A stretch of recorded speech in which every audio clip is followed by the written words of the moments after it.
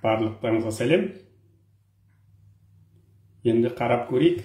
Дауыс бәрі жақсы ма екен? Бүгінгі тақырып жаңағы зерттелмеген Ауғанстанның қазақтары туралы. Біз былай ойлаймыз, Ауғанстанда баяғы 500 мың қазақ барған 30-шы жылдары жалғыз Қазақстанның қазақтары сол-ақ деп ойлаймыз. Бірақ тарих басқаша сөйлеп тұр. Өздеріңізге белгілі неше күндер болады. Мен Ауғанстан қазақтары туралы Фейсбукте жазып жүрмін. Ішімден сезіп жүреді. Осы Ауғанстанның қазағы жалғыз осы біз танитын барлық бір мың үй болады, сол мың үй ма деп. Сөйтіп жүргенде Ауғанстаннан кеше таліптер келгеннен кейін бірталай қазақ шықты, біз қазақпыз деп. Бірақ өкінішке орай тілдерін ұмытып кеткен, тәжік тілі мен өзбек тілін араласып кеткен, мәдениет жағынан да сол жаңа мәдениетті алған, бірақ түпкіміз қазақпыз деп жүрген қазақтар көп. Сол неше күн болады, сол қолымнан келген неше кісілерге көмектесіп жүрмін. Одан кейін олар Ауғанстанның қазақтары деген қоғам құрды. Сол қоғамдың 3-ші жиналысы болды. Бұл кісілерде өздерінде кәдімгідей бір ел, инженерлері бар, экономистері бар, басқасы бар, барлық дәрігер десеңіз дәрігер десеңіз, аурухана десеңіз аурухана барлығы бар бұл кісілерде.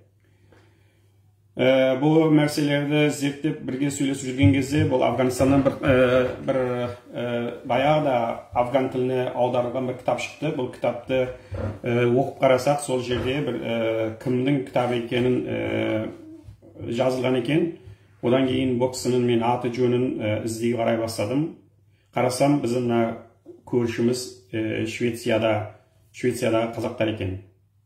Кешіресіз, Швециядағы Лунд университетінен жазылған кітап екен. Бұл кітап Гуннар Яйн деген кісі жазған екен. 1935 жылы Афганистанға барып, сол Афганистанның қазақтары деген, түріктері деген зерттеу жасаған. Ағылшынша айтқанда on the distribution of the third tribes in Afghanistan деп. Сол түркі халықты Афганистанға барып бұл кісі зерттеген. Соның ішінде бір бетті сол бойынша мына қазаққа арнап қойған. Мен сізге енді камераны аударамын, сізге оқып беремін. Сосын тікелей жаңағы не қыламын, аударып беремін. Бұл ағылшын тілінде жазылған, жаңағы айтқанда Лунд университетінде жарық көрген 1939 жылы, бірақ зерттеу 1935 жылы жасалған. Ал енді камераны мен біраз ауыстырайын. Міне жаққа өзіңіз қарап отырсаңыздар, мінекей мына жерде жазылған. Ағылшынша мен оқиын, ағылшынша білетін кісілерді өздері де оқуға болатын шығар деп ойлаймын. From the information I was able to collect in the northern Afghanistan, there are Kazakh in several parts of the country дейді. Ауғанстандағы жаңағы қазақтар туралы мені зерттеуімде дейді, Ауғанстанда дейді қазақтар бірнеше жағында бар деген. Яғни бір жерде топланып тұрмайды, көп жерінде жайылып кеткен дейді. Сонда көбісі мына East, шығыс жақта дейді. Бірақ мен өзім бір 200 үй семья таптым дейді. Бұл семья дейді, жаңағы Ханабадта дейді, Құндыз қаласының батыс жағында дейді Шардара деп аталады дейді. Бұл жердің жері. Сосын бұл жерде бір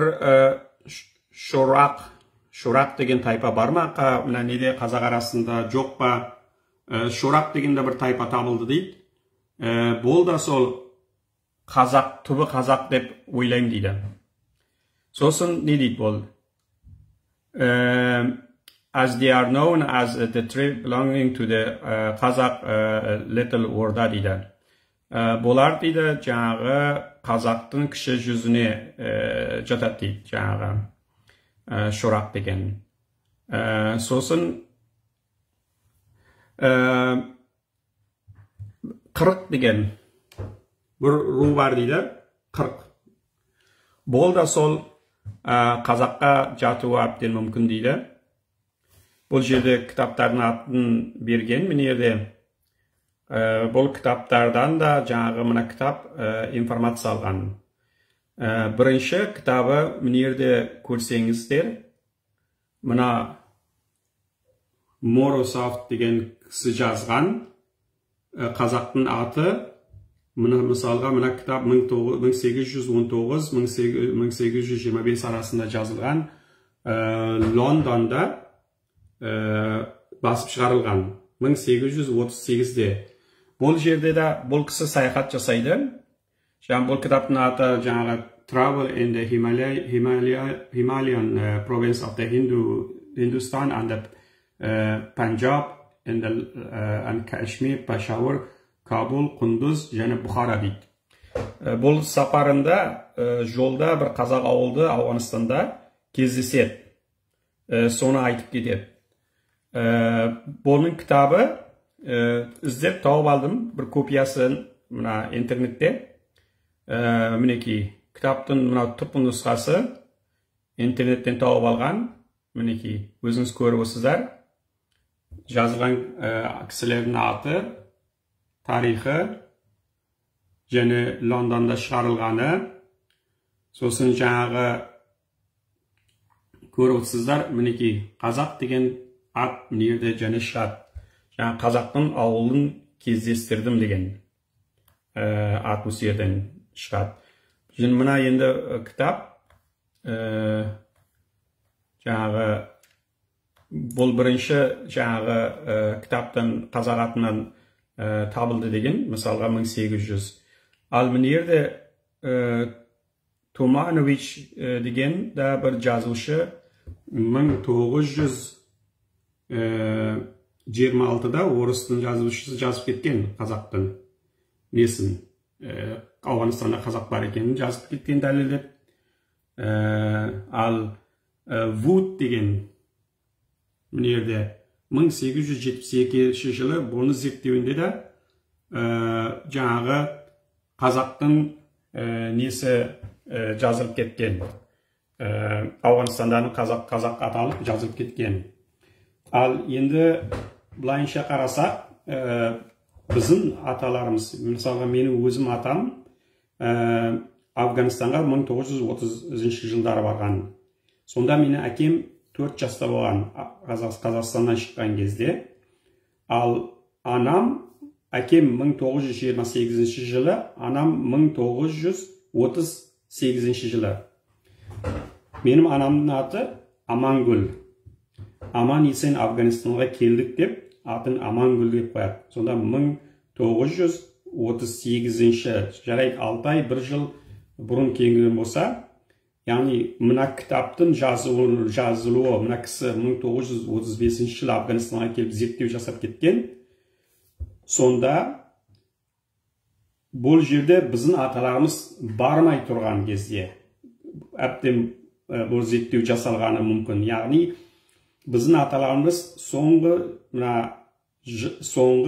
көш қазақтан барған Афганистанға. Бұл соңғы көште барған қазақтар қазір көбісі, былайынша айтып отқанда, Афганистандың қазақтарының бір 80% Қазақстанда көшіп барды. Оның қалған бір үлкен пайызы Түркияда тұрады қазір. Енді аз паз бір-екі үй мүмкін Иранда қалған шығар, және Ауғанстанда бар. Кеше 35 кісі келді ғой. Бұл сол 35 кісі да мына соңғы барған қазақтар. Соңғы барған қазақтар руын ұмытпаған, жаңағыдай тарихын ұмытпаған, бұл қазақтар тілін аз болсын ұмытса да, бірақ қазақша сөйлей алатын қазақтар. Бұл жаңағы Ирандыға шамадан 600 семья көшіп барған болса, Түркияда бір 100-200 семья көшіп барған болса, сонымен барлығын жинасақ, соңғы Афганистанға барған қазақтар 1000 семьяден аспайды бұлардікі. Ал мына кітаптарды қарап оқып қарасаңыз, дәлел мол 1819 жылда қазақтар бар дейді. Яғни бүгінгі қазақ тілін білмейтін, жаңа айтып кеттім, қазақ мәдениетін құрған, Ауғанстан қазақ мәдениетін құрған кісілер, олар айтады, біз шамадан бір 100 мен 300 мың арасында қазақ бармыз деп. Және мінерге сіздерден және бірнеше жазуларды кітаптан алған көрсетіп кетейін. Мына кітаптар, мысалға, кітаптың ішінде айтып кетеді. Мына Ханабадта дейді, ең үлкен көп тұратын minor degree of Kazakhs and Turkmens дейді. Өзбек дейді, сосын және қазақ тұрады деп, жаңа кітаптың арасына жазып кетеді. Төмендірек барсағыңыздар, және да мінерді қалалардың атын беріп, қазақ бар екенін жазады. Және түркмен, өзбек, қазақ бар екенін мінерді жазады. Мінерді және Шорақ деген жаңағы аристократ қазақ Требенен дейді. Сосын мінерді жазады. I was able to speak with some Uzbeks from the neighboring and they spoke clearly non-Iranized dialect дейді.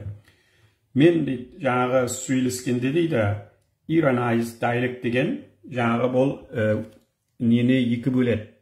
Өзбек тілін. Бір тіл дейді, ирандық тіліні болып кеткен өзбек тілі дейді. Біз көбісіне қазіргі бүгінгі өзбек тілінің неғыл тыңдап қарасаңыз, парсыры көп қосылған, бірақ мұналардікі non-Iranized диалект дейді. Онда ирандық парс сөздері қосылмаған дейді, бұл өзбектердің дейді. Бұл жерде қарасаңыз, өзбек деп атап отырған, парс тілі жоқ деп отырған, бұл жаңағы біздің қазақтарымыз болуы әбден мүмкін, қырғыз болуы мүмкін, сол соңғы жылдары. Бүгінгі Афганистан қазақтары айтып отыр ғой, біз 300 жыл, шамадан 200-300 жыл бұрын аталарымыз келген деп. Бұл сол кезде мына кітапта 100 жыл болған болса, жазған болса, 200 жыл бұрын барған, өз тілін ол кезде сақтап қалған қазақтары болуы мүмкін. Одан кейін жоғалтып алған. Ал және Village of Kunduz дейді, міне Kunduz деген жерде мінерге атап кетеді. Мысалға, қанша қазақ бар? Мысалы қарасаңыз, ең міне ауылды ататын ауылды 200 қазақ үйі бар дейді бұл жерде. Жаңағы мінерде және бір нәрсе, қызық нәрсе, Сарбас деген ру бар. Көріп отырсыздар? Міне, Сарбас деген ру бар. Талған деген қалада тұрады дейді. Бұл кәдімгідей мына Түркиядағы қазақ ағайындарды қарасаңыз, араларында Сарбас деген рудан көп бар. Жаңағы жоғарыда айтып кетті ғой, Ауғанстанда дейді, 300-ден де қазақ бар дейді. Мүмкін мына Сарбас деген бір бөлігі жаңағы Пакистанға келіп, енді көштен Қытайдан Пакистанға келген болса, мүмкін бір бөлігі де мына Сарбастардың жаңағы Ауғанстанның Талған деген қаласына барып қоныс аударған болуы әбден мүмкін. Сосын бұл жерде de trip name 40 has been known formally from the both Kazakhs and Uzbek дейді. Жаңа 40 деген ру дейді, бұрын дейді, мына Қазақта да, Өзбекте де болған рудар дейді. Және де бұл жерде бұл кітапта Қыпшақты айтып кетеді. Қыпшақтар да бар дейді. Мына жерде 230 үй деп атап кетеді. Енді қарап отырсаңыз, тарихи дәлелдерге қарасаңыз, мына кітапты жазғандарына қарасаңыз, қазақ ол кеңінен тараған, тарыдай шашылған деген сөз жайдан жай болмау керек. Бұл жерде қазақ шынымен де тарыдай шашылып кеткен халық. Біз бүгін негізінде өз бауырымызды тапқандай бұл қуануымыз керек. Бұл тарихте кітапта бәрі жазылған. Жаңағы айтып кеттім ғой, бұл деген міне сізге көрсеттім. Міне жерде қараңыз. Және сізді көрсетейін. Жаңа кітапты жазған, мына яғин жазған интернетте бар. Мен несін қояйын, бірақ не қылуға болмайды екен, көшіріп алуға болмайды екен. Интернеттің ссылкасынан жаңағы көріп оқуға болады екен. Міне жерде қарасаңыз, міне Лонд университеті дейді. Швецияның Лонд деген университеті, ол өте атақты, дүниежүзіне сондай жақсы университеттердің бірі. Жазған кісі мына Гонар Яин деген. Бұл сол өзі Афганистанға барған, сол жазған. Міне мынау да жазған жылы 1935-те ол кісі осыны жазған. Міне жерде мінекей кіріспесінде де барлығын түрк тайпаларының барлығын жазып кеткен. Ал және бір қызық нәрсе, бұл кісінің сол кездегі түсінігі бойынша қазақтың бірнеше руын өзбек деп те атаған кітабында. Сонда бір кісі білмеген ғой, қандай рудар өзбекке жатады, қандай рудар қазаққа жатады деп. Сонда сол кезде көп рударды да бұл кісі жаңағы неге өзбек деп жазып кеткен. Бұл жерге қарасаңыз, мынау өзбек рудары деп көрсеткен. Міне көрсеңіз, Жалайырды өзбекке қойған. Міне өзбекті ішіне кіргізіп қойған. Мынау Қоңырат. Енді Қоңырат тура білмеймін, қазақ бекен. Қоңырат деген де сол қазақ болуы мүмкін деп ойлаймын. Тарихшылар оны біледі шығар.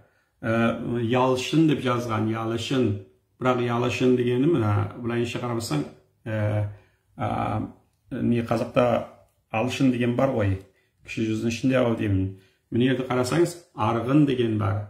Міне Найманды да өзбекті ішіне жазғызып қойған, Қыпшақты да өзбектің ішіне жазғызып қойған.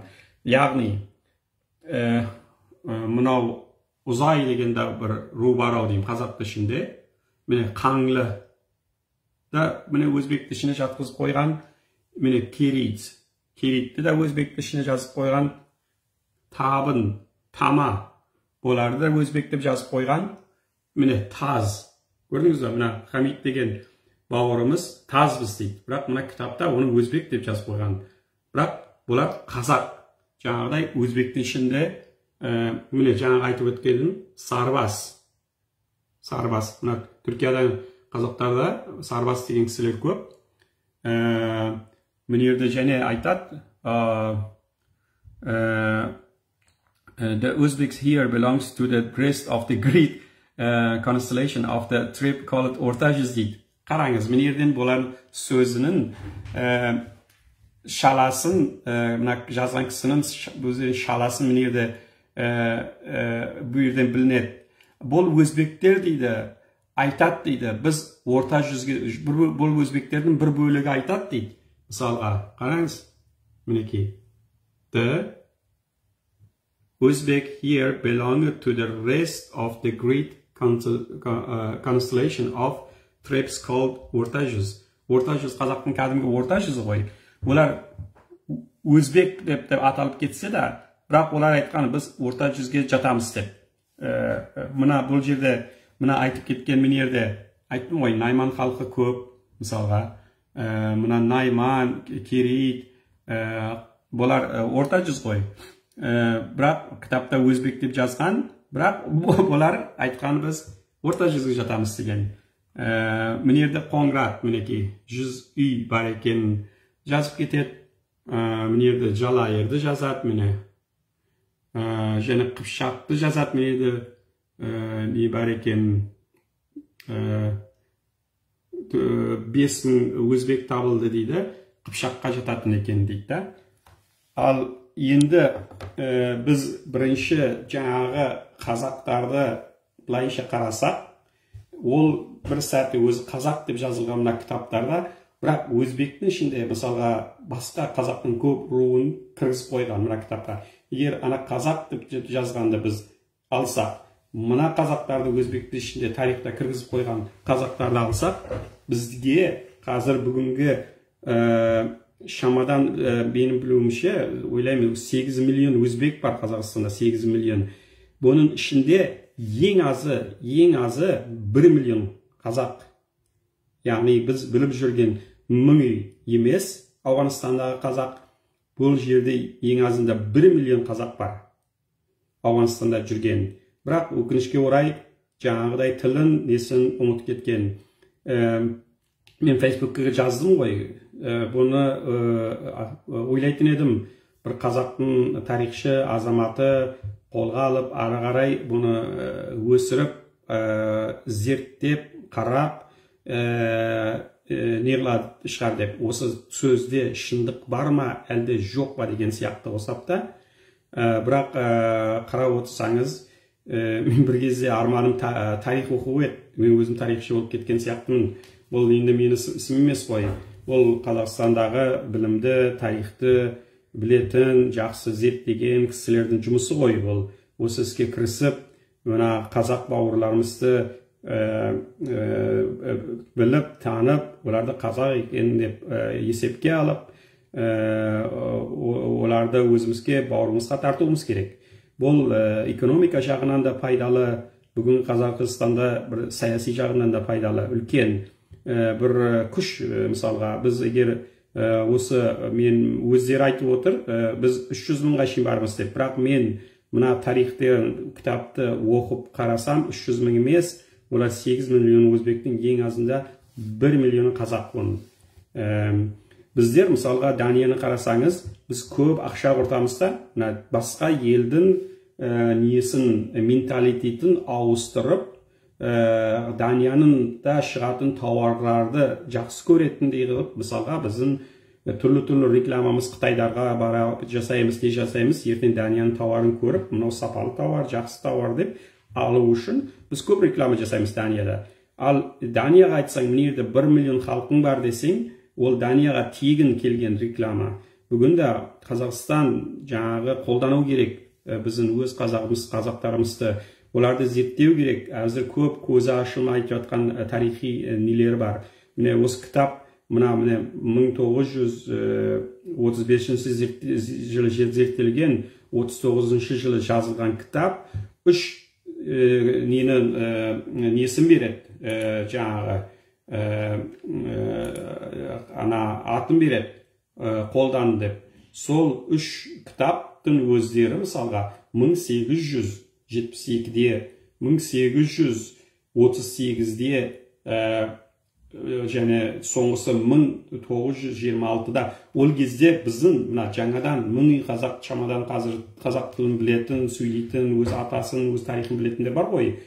Олар бармай тұрып, мына зерттеулер жасалған. Сол кезде қазақ бар екенін, мына кітаптар жазып кеткен. Оны бүгін біздің мына Ауғанстандағы бүгін қазақпыз деп шырылдап жүрген бауырларымыз, бұны сөздерінде шындық бар. Тарихта жазып отыр, міне кітаптан жазып алған. Біздер не үшін бұларды өзімізге тартпаймыз, не үшін өзімізге жақындатпаймыз? Ертең бұлар бір капитал ғой. Біздің Қазақстан жері үлкен, мысалға, оны қалай қолдансақ та болады. Мысалға, Қазақстанның бизнес жасау керек, бұл кісілерменен бизнестің арасын және қолау керек. Қазақстандан тіл комитетінен бұл кісілерге мұғалім жіберу керек.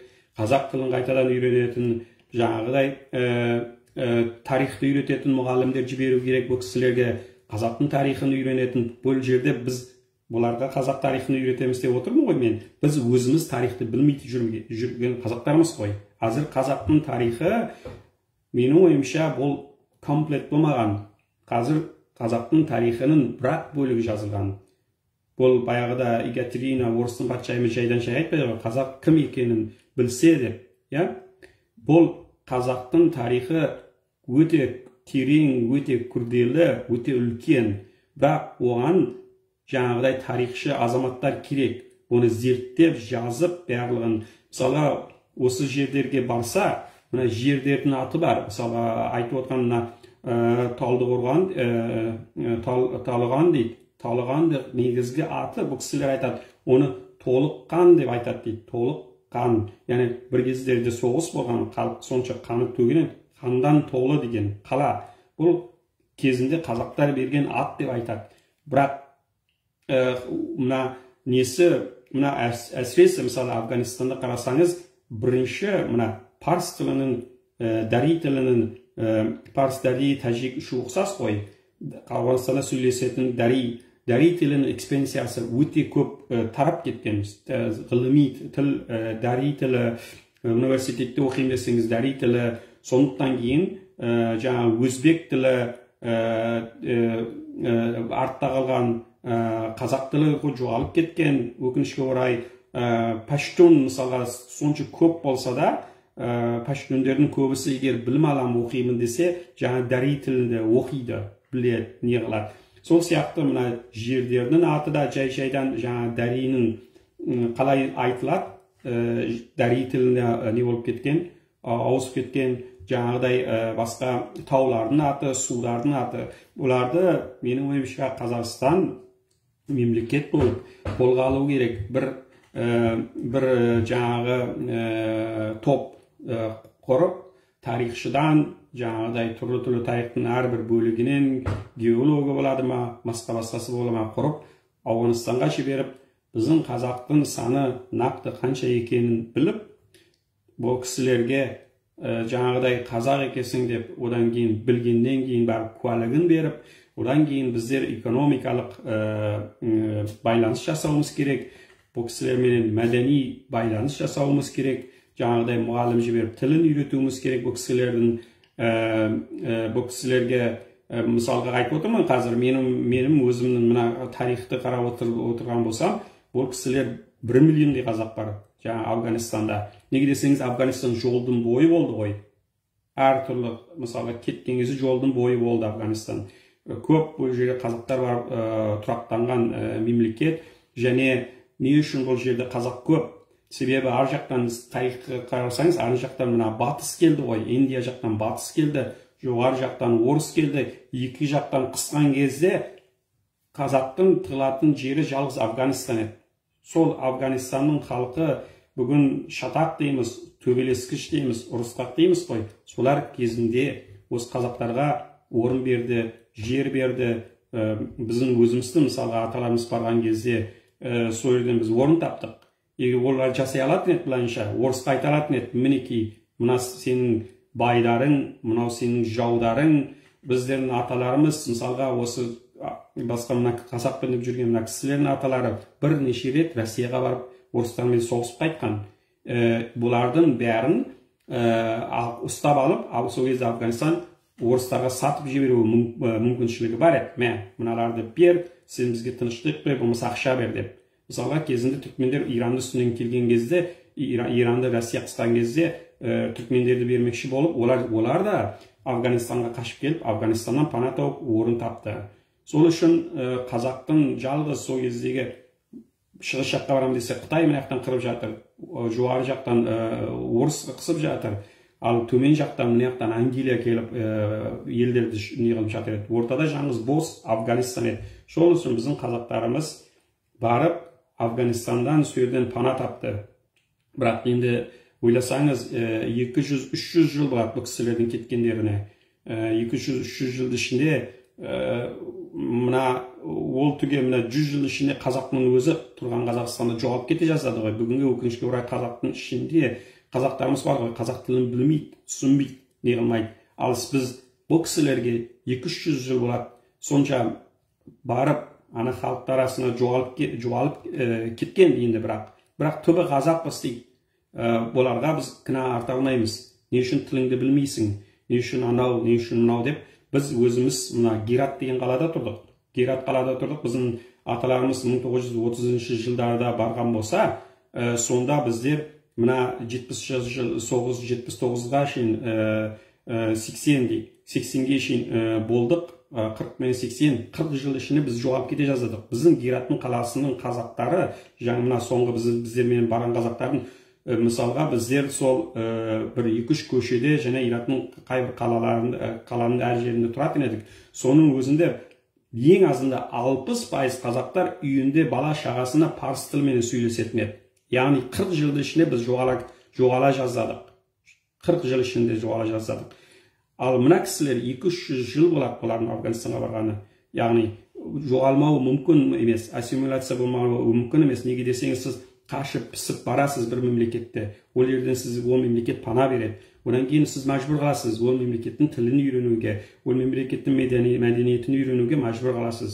Сөйтіп, адам жоғалып кетеді. Бірақ бүгін біз қайта тауып отырмыз бұл кісілерді. Өздері айтып отыр, зарлап отыр, біз қазақпыз, біз тарихтен айтып отыр. 1819 жылғы зерттелген тарих бар.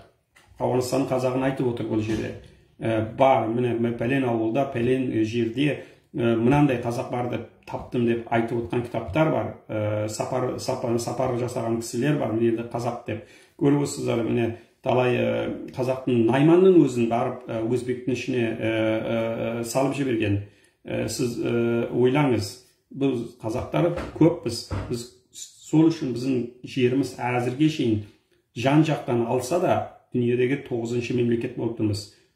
Кезінде біз көп болғанбыз. Біз қырылдық, қаштық, пістік. Мысалға ақтабан шұбырынды, тарыдай шашылған қазақ, мың бөліп мың тірелген қазақ, бұл жайдан жай айтылған сөздер емес қой. Бұның бәрі несі бар, кезінде айтылған, халықтың аузында қалған бұл сөз. Бірақ біздің тарихымыздың бәрін үстімізге биліп жүрген басқа бір болғаннан кейін біздің тарихымызды ұмыттыруға неғылды. Бізді жоғалтып жіберуге күш салды. Неге десеңіз, бір кезде біздер қазақтар мықты болғанбыз. Сол үшін бізді жоғалтып жіберуге күш салды. Шынымен де жоғалтып жіберді. Мінекей өз мына Афганистанда қазақпын деген кісілерге қазір қазақтың ішінен шығып, сендер қазақ емессіңдер, 1%-дан қазақ емес деп шығып атқан, Фейсбукке сондай жаман сөздерді айтып жазып жатыр да. Бұның бәрі миы уланған, әсіресе мына біздің мына танитын менің бауырларым Афганистанда, туыстарым, олар жазып жатыр. Бірақ оларға мен өкпелемеймін, не үшін жазады бұлайынша, бұлар қазақ емес деп жазып. Себебі олар сауатсыз көбісі. Егер көрген болсаңыз, Дастан ауылға барыңыз, мына не қылған мысалы, менің өзім туыстарым болады, оларда сауат жоқ, тарихты білмейді, білместіктен кейін жазады олар. Оларды жазыруға болмайды, көбісі оқуды да білмейді. Парсы тілін оқуын да білмейді, қазақ тілін оқуын да білмейді. Олар сол көз қарастары мынандай, сол көзінің алдында не көрінсе, сол ақ, сол қара, мұнаяқта үлкен тарихты, біздің қазақтың үлкен мәдениетін, үлкен бір күш болғанын олар біле алмайды. Не үшін сіз сауаты жетпейді. Ал бірақ Қазақстандағы бауырларымыз, сіздер оқи аласыз, көбіңіз ағылшын, латин сөзінде оқи аласыз, сауатыңыз ашық. Сіздер оқыңыздар, біліңіздер. Міне қазір мына нелерді мен қоямын Фейсбуктың парақшасының астында, барып қараңыздар, сол жерден бір жіптің ұшын ұстап, ары қарай зерттеңіздер. Әсіресе мен Қазақстан тарихшыларын айтар едім, осыны зерттеп өте маңызды қолға алу керек. Қазақстанның мемлекет жағынан бұған бюджет төлеу керек. Бұл қазақтың сынған белі ғой. Біз бүгін не үшін жан жақтан қысым көріп отырмыз? Бір жақтан анау деп қорқамыз, бір жақтан мынау деп қорқамыз, көніміз қорқынышпен дірілдеп отыр. Біз қазақтар белімізді байлап мықты қылу үшін біз қазақтар өзімізді қайта табуымыз керек, тарихымызды қайта табуымыз керек, өзімізді қайта белімізді мықты қылып байлауымыз керек. Сол үшін мына ең азынан менің ойымша 1 миллион қазақ Афганистандағы бұл кісілермен байланыс жасап, бұл кісілерге қазақ болуына тартып, қазақ тілін, қазақ мәдениетін, қазақ тарихын бұл кісілерге біз оқыту керек, олардан да үйрену керек. Ол кісілерде көп нәрселер бар. Бұл жерде бұл кісілер, мен жай мына біздің қазақтар, Афганистаннан барған қазақтар айттым ғой, көбісі сауатсыз деп, бұлардың көп білімі жоқ деп. Бірақ мына кісілер басқаша, мына 20 жыл батыстың қолының астында бұл кісі Афганистанда тұрған кісілер, бұлардан инженер да шыққан, доктор да шыққан. Өше бұл егер Қазақстан айтса, бұларды апарып жер беремін, техникасын беремін, үйді салып бермейді, өздері салып ал десең, бұл кісілер үйді да өздері салып алады, жолды да өздері салады, техника жағынан, жаңағы қандай техника болса, бәрін өздері жасап алады. Сондай, айтып отқанда шамадан біздің 1 миллион қазақ бар.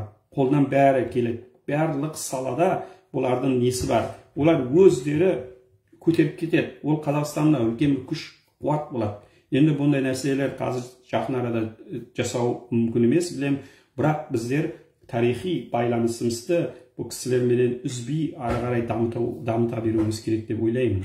Енді егер сізде бір сұрақ болатын болса, коммент болатын болса, жаза беріңіздер. Мен басқа бір не бар екен, соларды көрсетейін. Және нені айтып кетейін, міне қараңыздар, қыпшақтар және қарақалпақтар да Афганистанда бар. Міне айтады, quoted the full importance of the region, mixture of the colony of some of Swinhar family of Kipchak. 700 семье қыпшақ бар дейді бұл жерде. Яғни ол кездегі 100 жыл бұрын 700 семье болса, бұл қазір ол неше семье болғаны өзіңіз, яғни өседі ғой, әсіресе Ауғанстанның халқы көп өсті. Және бір жерде мінерді қыпшақ бар дейді, мінеки 230 семье деген. Ал мінерді қарақалпақтар да бар дейді, мінерді. Қарақалпақта біз бауырымыз қой. Бұларды да не үшін тақтаймыз бұл жерде. Яғни Афганистанның топырағы тола бізменен қандас, жақын бауырлар көп. Сол үшін біз бұларды өзімізге тартып, бұлардың күш қуатын қолданып, олар біздің күш қуатымыз қолданып, жаңағыдай ортада біз үлкен байланыстар жасау керек. Әсіресе мына қазіргі қазақтың бәрін бірігіп, бір басын бірге қосып, не қылам деп жүрген дүниежүзі қазақтар қауымдастығы бар ғой, отандастар қоры бар. Менің ойымша бұл кісілер бірге үлкен атсалысу керек. Мәселе жалғыз бір жерге барып құрылтай жасап тойлауда емес, мәселе қазақтардың қазақ қылу үшін осындай жоғалып кеткен бауырларымыздан тауып, қазақтың ішіне қосу керек деп ойлаймын. Сол енді мен егер сіздерге керек болса, мына кітаптардың мен PDF форматта 1.5 таптым. 1.5 жаңағыдай көрдіңіз, жаңағыдай онлайн бар, бірақ оны алуға болмайды, не қылып ішке. Сол менің айтайын дегенім осы еді. Бүгін бұл бір үлкен жаңалық деп ойлаймын. Егер бұның қадірін білген кісі болатын болса, үлкен жаңалық, үлкен 1 миллиондай сенің бауырың табылып тұр. Не үшін қолынан ұстамасқа, неге үшін күшімізге, күш қатпасқа, не үшін себеп, соны айтпақшымын. Ал енді қандай да сіздің сұрақтарыңыз болса, енді сұрай беріңіздер.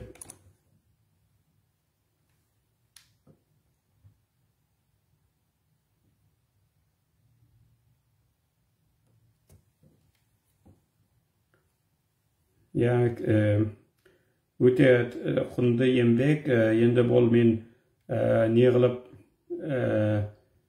іздестіріп, қарастырып, осы Афганистанда қазақтарменен, бауырларменен бірге сөйлесіп, не қылып, бір жіптің ұшынан екінші жіптің ұшы шығып, содан кейін негізі бұның бәрін жазып кеткен біздің қасымыздағы көрші. Мен өзім Даниядан сөйлесіп тұрмын. Швеция біздің қасымыздағы көрші. Соны университетте жазып кеткен. Кәдімгідей қазір біздің немісте де қарап көрдім, библиотека Данияда. Бір копиясы біздің библиотекамызда да бар екен Данияда. Алып fizika deb qo'lga ustab o'qуға bo'ladi, әрине электроник түрде де o'qуға болады. Сондай не құнды дәлелдер біз бұл құнды дәлелдер сонша құнды деп ойлаймын. Қазақ өзін қайта табу керек деп ойлаймын да, бұл құнды дәлелдерменен. Енді соңынан қосылып ған кісілер болатын болса, мына видеоны мен қоямын жасырып осы жерге, соны қайтадан қарауға болады. Комментарий жазыңдар, сосын үлестеріңіздер, оны жаңа Қазақстанның тарихшыларының құлағына кірсін, Қазақстанның билігінің құлағына кірсін. Бұл біз қазақтар қайтадан зерттеліп, қайтадан тарихымызды, жарты жазылған тарихымызды, ол жартынан бірін орыс, бірін Қытай, бірін басқасы жазған тарихымызды біз бәрін жинап бір жерге бір тарих қылып жасауымыз керек. Сол кезде барып қазақ оянады, сол кезде барып қазақ өзіне келеді, қазақтың белі мықты болады деп ойлаймын. Бұл бәрі бұлардың жатқан күш қой. Біз өзімізге не үшін күшті қатпауымызға бұл күштерді. Ал енді жақсы сау аман болыңыздар, сұрақтарыңыз болса жазасыздар, сосын мен де қолымнан келгенше жауап беремін.